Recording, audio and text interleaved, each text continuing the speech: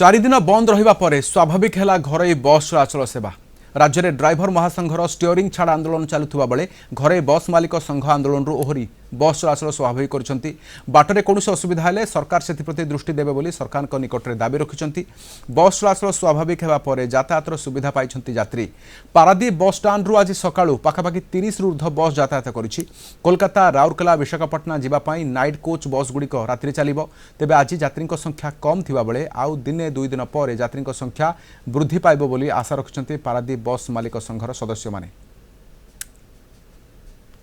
बस संघ डिक्लेयर कले जे काली राति रे बस चलाचल स्वाभाविक करने आमको पुलिस प्रोटेक्शन समस्त बस चलाचल कर सकालू आसी स्टाफ मान लगे समस्त बस को चलाचल कर गाड़ी तो 3-4 दिन बंद था। ये सुविधा गाड़ी चलती श्रृंखला सुविधा सब रूट गाड़ी आगे सब चलते कौन किसी असुविधा नहीं। सकाल गाड़ी यातायात सब कर सका तथा 30 खंड गाड़ी चल गले।